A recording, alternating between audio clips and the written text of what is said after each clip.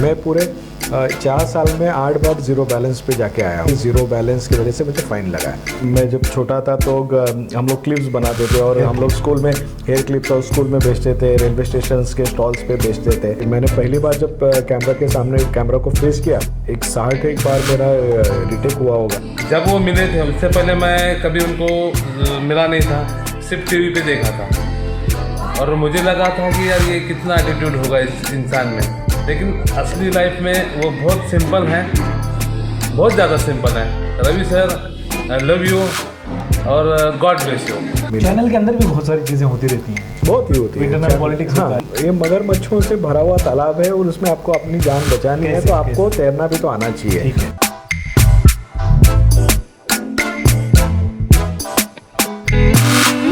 आदाब, नमस्कार, मैं हूं अल्ताफ। आप देख रहे हैं दी अल्ताफ शो। आज हमारे साथ एक ऐसी शख्सियत मौजूद है जिन्होंने मिडिल क्लास से अपनी शुरुआत की, तमाम मुश्किलों को उन्होंने मात दिया। वो मीडिया में आए, कई चैनलों के हेड रहे और अब उन्होंने अपना एक चैनल बना लिया है। ये मिसाल है उन तमाम लोगों के लिए जो ख्वाब देखते हैं, कुछ कर दिखाने के लिए वो हमेशा तड़पते रहते हैं। इनकी ज़िंदगी से उन्हें बहुत कुछ सबक मिल सकता है। मैं आज अपने शो पर आप सबको रूबरू कराने के लिए लाया हूं जनाब रवि अंबिकर सर को। रवि सर, आपका बहुत बहुत स्वागत है। Thank you. और रवि सर की सबसे बड़ी खासियत ये है कि करीब 12 साल पहले मेरी उनसे मुलाकात हुई थी और उस वक्त जिस तरह से उनके शरीर की काया थी, आज भी ठीक वैसे ही है। तो सबसे पहले सर मैं यही जानना चाहूँगा, आपकी ये जो एक जादुई मुस्कान है और इतना आपने अपने आप को मेंटेन करके रखा है, इसका क्या राज है? मेंटेन मैंने नहीं किया, लोगों ने मुझे कर दिया है। अच्छा। क्या हो रहा है कि मैं जब से मीडिया में आया, मतलब मैं 10th की एग्ज़ाम देने के बाद में जब हम गर्मियों की छुट्टियों में जो काम करते, तब से मैंने काम शुरू किया और मेरा पहला काम भी मीडिया से शुरू हुआ। तो तब से लेके अब तक मैं मीडिया में काम कर रहा हूँ। तो कई लोगों के कई ख्वाब होते हैं, जैसे मेरे भी थे कि मुझे शुरू में लगता था कि मुझे IPS बनना है या फिर किसी को लगता है डॉक्टर बनना है। तो ऐसे बहुत सारे ख्वाब होते हैं, लेकिन ये एक ऐसा सेक्टर मुझे मिला तब कि जिसमें ये सारे ख्वाब मेरे एक ही जॉब में फुलफ़िल हो रहे हैं। मैं कोर्ट कवर करता तो मुझे लगता है कि मैं वकील बन गया हूँ। मैं क्राइम कवर करता तो मुझे लगता है कि मैं पुलिस वाला हूँ। मैं इन्वेस्टिगेशन करता हूँ तो मुझे लगता है कि ठीक है, हम लोग भी इन्वेस्टिगेटर है, बहुत अच्छे से। तो स्पाई, तो आप कई भूमिकाएं एक साथ में जीते हैं, तो ये आपको एनर्जी देता है। और साथ में इतने लोगों को मिलना, मतलब मैं तो कई लोगों को बोलता हूँ कि आमतौर पर काम धंधा नौकरी करने वाले लोग ब्रेक में चाय पीते हैं। मुझे चाय पीने के लिए तनख्वाह मिलती है, मुझे चाय पीने के लिए लोगों से गप्पे मारने के लिए पगार मिलता है, मैं जाके लोगों से मिलूँ, खबरें निकालूँ, तो उसके लिए मुझे तनख्वाह मिलती है। तो एक अलग टाइप का ये हर पूरा पेशा था। तो इसमें कोई स्ट्रेस ही नहीं है। फिर अब तमाम पत्रकारों को देखो, उनकी हालत को देखो, लेकिन ये हर शोबे को जी रहे हैं, कोर्ट में जी रहे हैं, हर जगह जी रहे हैं और उस वजह से ये आज इतने खुश मिजाज हैं। अब बढ़ते हैं इनके करियर की तरफ। सर, शुरुआत मैं जानता हूँ कि आपने पहले पत्रकारिता सीखी, तो जिस पेपर में आप काम करते थे वो पेपर आप बांटे और बहुत सारे काम किए छोटे छोटे। तो छोटे छोटे काम मैं स्कूल से ही करता था। तो मुझे याद है कि महिलाओं के बालों में जो क्लिप्स होते हैं, हाँ, तो मैं जब छोटा था तो हम लोग क्लिप्स बनाते थे और हम लोग स्कूल में हेयर क्लिप्स और स्कूल में बेचते थे, रेलवे स्टेशन के स्टॉल्स पे बेचते थे। तो क्योंकि मुझे ऐसा लगता था, मतलब हमारी ऐसी माली सिचुएशन ऐसी इतनी बुरी नहीं थी कि मुझे काम करना पड़े। मेरे पिताजी खादी ग्रामोद्योग में नौकरी करते थे, तो एक गरीब मिडिल क्लास फैमिली जैसा जी सकती है वैसा हम लोग जीते थे। लेकिन मुझे लगता था कि कुछ ना कुछ मुझे भी करना चाहिए, थोड़ा थोड़ा हाथ बटाना चाहिए। जैसे मैंने 10th की एग्ज़ाम दी तो तब तक मुझे लगा था कि मैं अच्छा लिख सकता हूँ। तो मैंने शुरू किया था लिखना और मैं 4 लाइन्स की कविताएं लिखता था पॉलिटिकल सिचुएशन पे, और मैं कई लोगों को भेजता था कि इसको आप छापिए, कोई नहीं छापता था। तब 10th के एग्ज़ाम के बाद में एक लोकल न्यूज़पेपर था, जाने माने पत्रकार तुलसीदास भोइटे पेपर निकालते थे। तो जब मैं उनसे मिला तो उन्होंने मुझे कहा कि तुम यहाँ पे लिखना शुरू करो। तो मैंने उनके यहाँ पे से लिखना शुरू किया, और चूँकि बहुत छोटा सेटअप होता है किसी भी लोकल न्यूज़पेपर का, तो हम सब काम करते थे कब की वहाँ बात होगी? कौन से पे। साल? ये 96 के आसपास का ये था। तो एक लोकल न्यूज़पेपर में डीटीपी से लेके सब कुछ, तो मुझे कुछ नहीं आता था। मैं देख देख के मैंने उनके यहाँ पे वो सीखा। न्यूज़पेपर का प्रिंट करना मतलब एक बहुत बड़ी कसरत भी होती है, कि उसमें होता है कि प्लेट, उस वक्त न्यूज़पेपर प्रिंट होना मतलब प्लेट मेकिंग का काम भी होता था। जो मुंबई सेंट्रल में एक जगह पे सारे लोकल न्यूज़पेपर छपते थे, बराबर मैच करना होता है। तो वहाँ पे छपते थे सारे न्यूज़पेपर और प्लेट मेकिंग होती थी। तो वो मैं ट्रेसिंग लेके वहाँ पे जाता था, ठीक है। तो उनके पास बैठता था। तो सुरवे नाम के वहाँ पे प्लेट मेकर थे, ठीक है। तो उनके पास में बहुत सारे पेपर वाले आते थे पेपर छपवाने के लिए। उसमें से कुछ झोला छाप थे, कुछ ब्लैकमेलिंग टाइप के थे। तो वो सब पेपर का ट्रेसिंग आया तो देख के ऐसा बताते थे कि अच्छा ये देखो ये पेड न्यूज़ है, ये किसी की तो ऐसी खबर है कि जिसमें गड़बड़ी है। तो उनकी रीडिंग ऐसी है कि ऐसा ट्रेसिंग देख के बताते थे कि देखो ऐसा है, खबरें क्या होती है, कौन सी खबरें पिक करनी चाहिए, कौन सी नहीं होनी चाहिए, किस खबरों में अंदर क्या है, ये सब मुझे सुरवे साहब ने सिखाया। तो सिखाया मतलब ये सीखते गया उनके पास बैठे बैठे। और फिर वहाँ से होता था कि मुंबई सेंट्रल से आपको पेपर, छपा हुआ पेपर रेलवे स्टेशन तक लाना है। फिर अंधेरी से लेके फिर विरादे से तक हमको पेपर लेके आना पड़ता था। वो भी कई बार हम लोग ऑटो से या फिर उठा के लाना पड़ता था। कई बार ऐसा होता था कि पैसे नहीं होते थे उतने जेब में, तो मैं करता था कि वहाँ पे अंधेरी स्टेशन पे आने के पास में वहाँ पे हाथगाड़ी वाले बहुत सारे होते थे। तो वो कहते थे कि अगर आप मतलब वो आने जाने का किराया लेते थे, और अगर आदमी नहीं चाहिए, सिर्फ हाथगाड़ी चाहिए, तो 20 रुपये में देते थे। ठीक है। तो फिर 20 रुपये की हाथगाड़ी पे डाल के खुद हाथगाड़ी चला के खींच के जाओ। क्योंकि उसके पहले मैंने एक छोटा सा एक जॉब किया था एक डेकोरेटर के पास में, तो वहाँ पे आए दिन ये सब फिल्मी हस्तियों के घरों में जाके डेकोरेशन का, तो उस वक्त बहुत सारे बॉलीवुड के लोगों के घरों में मैं गया हूँ।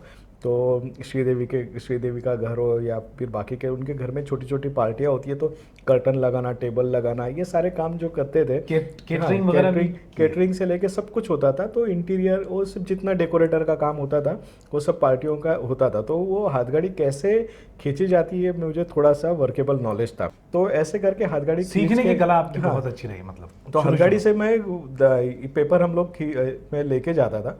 फिर वीरा देसाई से थोड़े ऑफिस से पहले थोड़ा हाथगाड़ी रोक के फिर वहाँ से उठा के, क्योंकि फिर ऑफिस के आसपास अपना एक रेपुटेशन बना रहना चाहिए, क्योंकि मैं लिखता भी था वहाँ पे। हाँ, तो वो भी होता है ये सब, हाँ, तो वो मेंटेन होना चाहिए, करना जरूरी। हाँ, बहुत ज़रूरी था।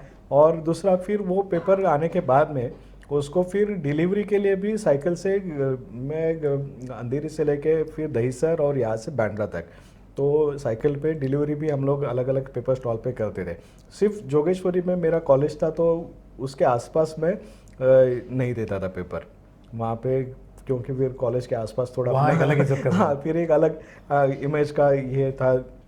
जब मैं मेन स्ट्रीम मीडिया में आया, तब मेन स्ट्रीम मीडिया में मुझे सही मायने में कॉपी लिखने के लिए मैं चाहता हूँ ये मैं शेयर करूँ, क्योंकि लोगों को लगता है कि ये तो बहुत बड़े हो गए, इनको क्या बहुत आसानी से मौका मिलता गया, तो आज ये जाके जर्नलिज्म पे ज्ञान भी दे सकते हैं। हाँ, ऐसा आसान लगता है लोगों को, बहुत ऐसा लगता है कि लोगों को कि, तो आज भी मुझे लगता है कि जब मैंने स्टार्ट किया तो मेरा मेरी मराठी की लिखावट बहुत ठीक थी।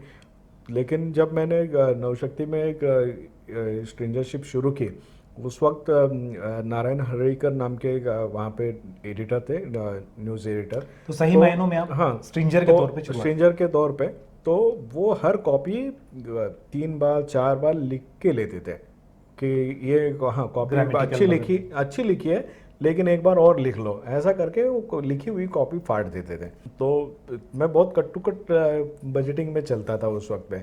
तो मैंने उनको फाइनली मेरे को उदास देखा। उन्होंने बोला कि क्या हो गया, वापस लिखना नहीं? मैंने लिखना तो है, लेकिन अभी मेरे पेपर ख़त्म हो गए। हाँ, आप ये बार बार लिखवाते तो मेरा रिफिल भी ख़त्म हो जाता है। तो वो बोले कि ठीक है, ये पेन लो तुम। उन्होंने एक पेन दिया, और न्यूज़ प्रिंट होता है किसी भी न्यूज़पेपर में, न्यूज़ प्रिंट होता है, पेपर का कटिंग जो निकलता है वो बाद में लिखने के लिए भी यूज़ होता है। तो वो न्यूज़ प्रिंट उन्होंने दिया, बोले कि इस पे लिखा कर। तो फिर मैंने उस पर लिखना शुरू किया और वो बार बार लिख के लेते थे, एक कॉपी अलग अलग एंगल से वो लिख के लेते थे और जितनी बार बोलते थे उतनी बार मैं लिखता था। तो आहिस्ते आहिस्ते मुझे पता चला कि चलो जो परफेक्शन है मेरे स्क्रिप्ट में वो आ गया। अब वहाँ से प्रिंट में कोई नौकरी, वैसे वृत्तमानस में मैंने काम किया स्टाफ रिपोर्टर के तौर पे, और लेकिन ऐसी फुल टाइम अच्छे पगार वाली कोई नौकरी प्रिंट में मिल नहीं रही थी। और उसी वक्त पे एक दौर बदला, टीवी आया। टीवी आया तो मुझे लगता है कि 2000 में मैंने ईटीवी ज्वाइन किया, तब मैं अंडर ग्रेजुएट था। ठीक है। तो पगार थी 6,500 रुपया, पीएफ कटने वाला था, तो मैं इतना खुश था कि पीएफ कटने वाली नौकरी मिली। ईटीवी का जो दौर था उसने हमको टीवी सिखाया। टीवी का कोई अनुभव नहीं था। अगर आपको मेरे फेसबुक प्रोफाइल पे मेरे पुराने फ़ोटोज़ अगर देखेंगे तो मैं बिल्कुल भी प्रेजेंटेबल नहीं था। मैंने पहली बार जब कैमरा के सामने कैमरा को फेस किया तो मेरे अराउंड 60 बार मेरा रिटेक हुआ होगा। तो मुझे लगता था कि अपने में कुछ कमियां, ये इंडस्ट्री मुझे आउट कर देगी। मेरा कोई गुरु नहीं था, तो मैंने जर्नलिज्म स्कूल में भी एडमिशन लिया और मैंने छोड़ दिया 3 लेक्चर के बाद में।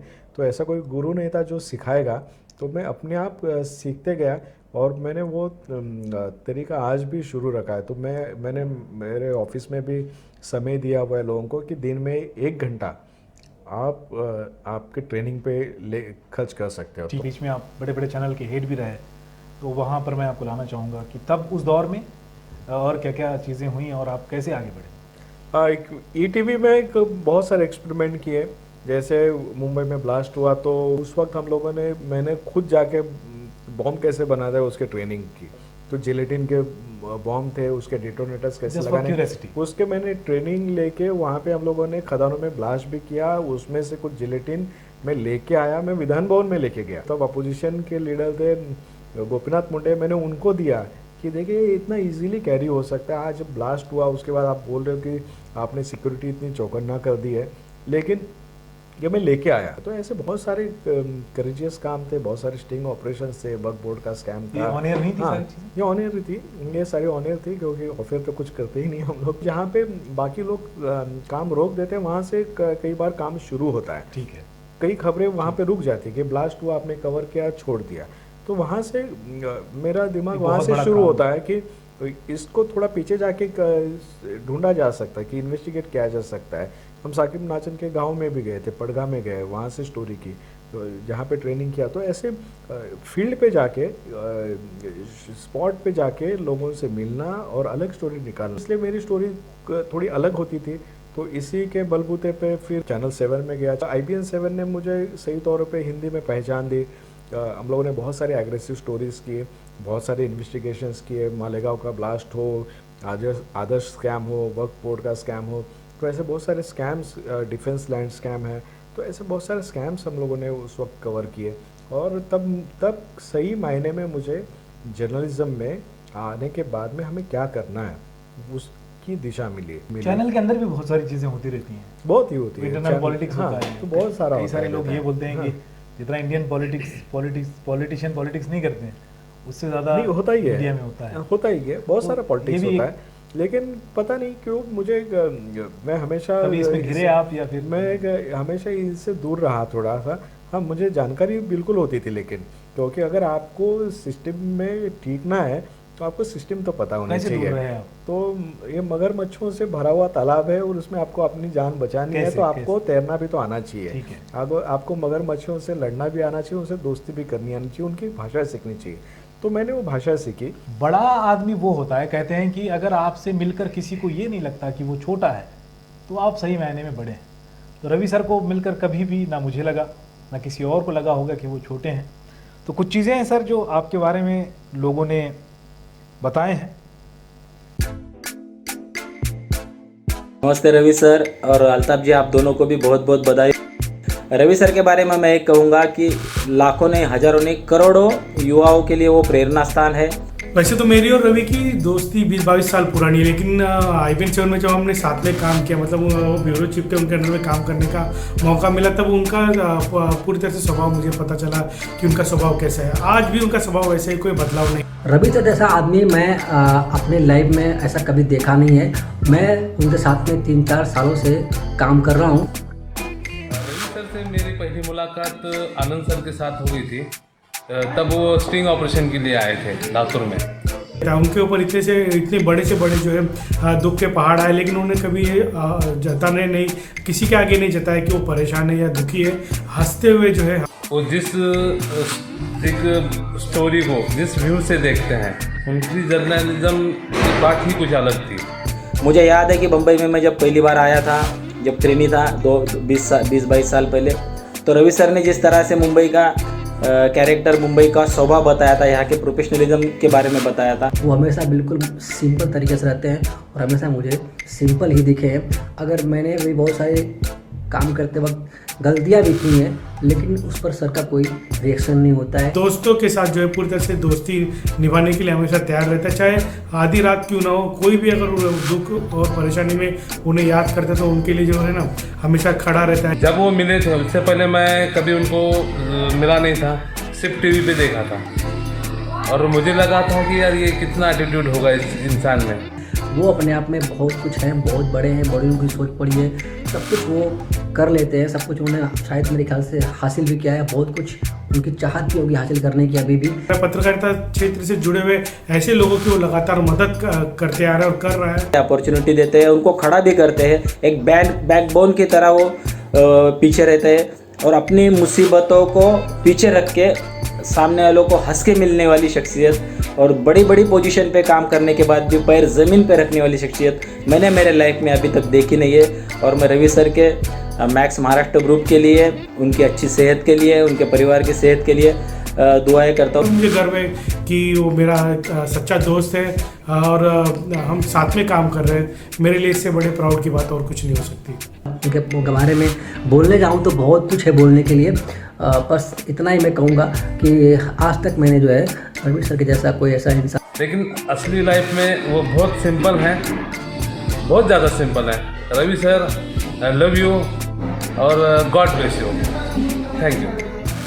मतलब ये मोहम्मद ने जो वाक़या बताया है, मैं चाहता हूँ कि इसको थोड़ा सा मैं जोड़ूँ। हम लोगों ने एक स्टिंग ऑपरेशन किया था, उसमें मुझे करना था, मैं नॉर्मली ऐसी स्टोरीज़ करता था कि जो डिसीजन मेकर है उसके गांव में जाके स्टोरी करनी है कोई भी, तो एक थोड़ी सी अलग मोडिस ऑपरेंडी होती थी। तो उस वक्त पे 10th के एग्ज़ाम में बारकोड सिस्टम आई थी कि आप आंसर पेपर्स को उन्होंने फुल प्रूफ किया था बारकोड लगा के कि किसी को पता नहीं चलेगा कि किसकी आंसर शीट किसके पास गई है चेक करने के लिए। तो तब लातूर पैटर्न बहुत फेमस था, तो वहाँ से सारे मेरिट पे लातूर से आते थे, तो हमने सोचा कि लातूर से जाके स्टोरी करें। मैं लातूर में गया, लातूर में हम लोगों ने सारे लोगों से मीटिंग की कि मैंने कहा कि मैं ये स्टोरी करना चाहता हूँ।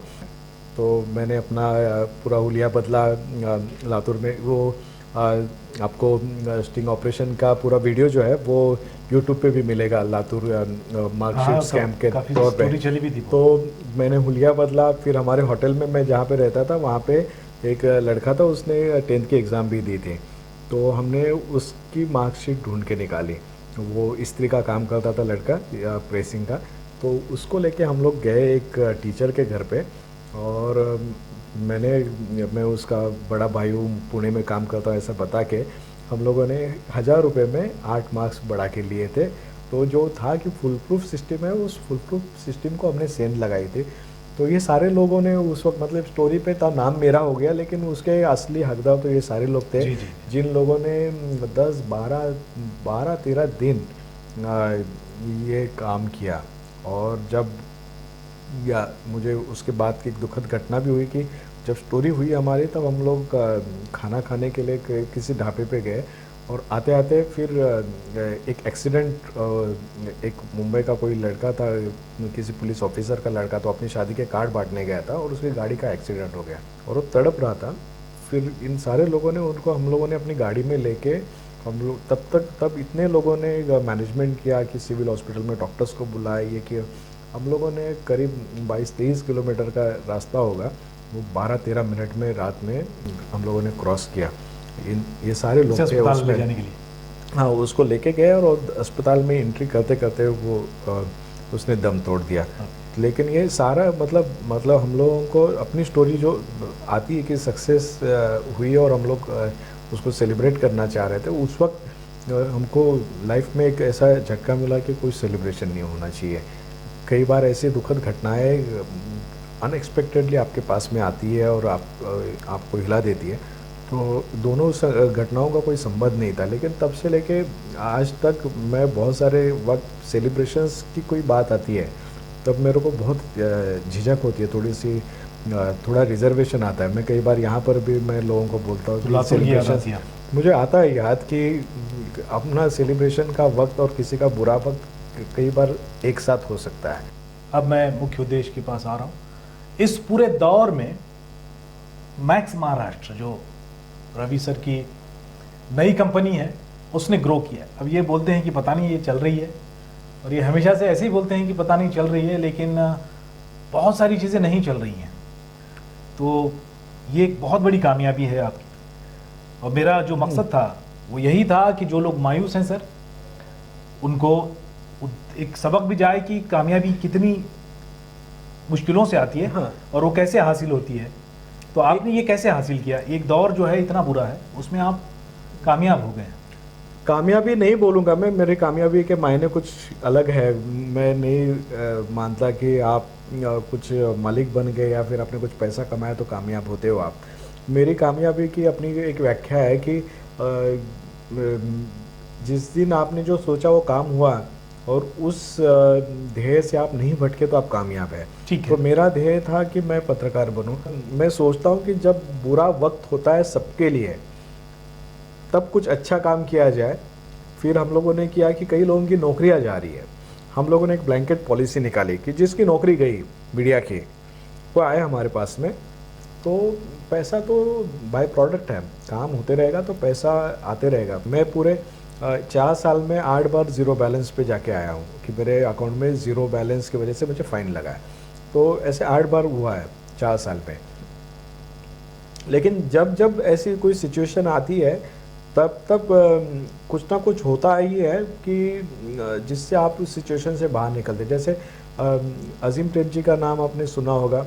तो हम जब 2 साल पहले हमारी ऐसी सिचुएशन थी कि शायद मैक्स महाराष्ट्र बंद करना पड़े, हमारे पास में कुछ भी पैसे नहीं थे, तब उनकी तरफ से फ़ोन आया कि आप एप्लीकेशन क्यों नहीं करते हो कि कुछ लोगों ने उनको सजेस्ट किया था कि बहुत अच्छा काम करते तो इनको हेल्प कीजिए।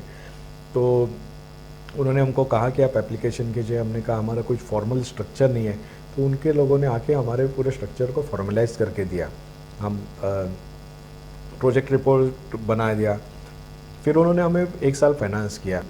उनकी तरफ से हमें हेल्प आने के बाद में हमें बहुत राहत मिली, क्योंकि हम लोग पूरे चुनाव के वक्त पे हम लोग फ्रीली काम कर सके। मुझे लगता है कि कोई ऐसा कोई वक्त नहीं है या कोई ऐसी समय का लम्हा नहीं है जो आपको हरा सकता है, क्योंकि बस आप यहाँ पे जीतने के लिए आए, किसी को हराने के लिए नहीं आए। ये एटीट्यूड आपके पास होना चाहिए। बिल्कुल, जिस तरह से आज मैक्स महाराष्ट्र जीता है, रवि अंबेकर सर जीते हैं। हालांकि कामयाबी की उनकी अपनी एक डेफिनेशन है। जिस दिन आप कुछ अच्छा काम करते हैं उस दिन आप कामयाब होते हैं। बहुत अच्छी ये व्याख्या इन्होंने यहाँ पे परिभाषा की है। इसके अलावा आज मैंने रवि सर से जो बात की, उस बात में मैंने सीखा कि अनुभव आपको, हर अनुभव अच्छा हो बुरा हो, कुछ सिखाता है। अगर आप चाहो तो हर रास्ता खुलता है। आपको ज़िंदगी भर सीखते रहना चाहिए।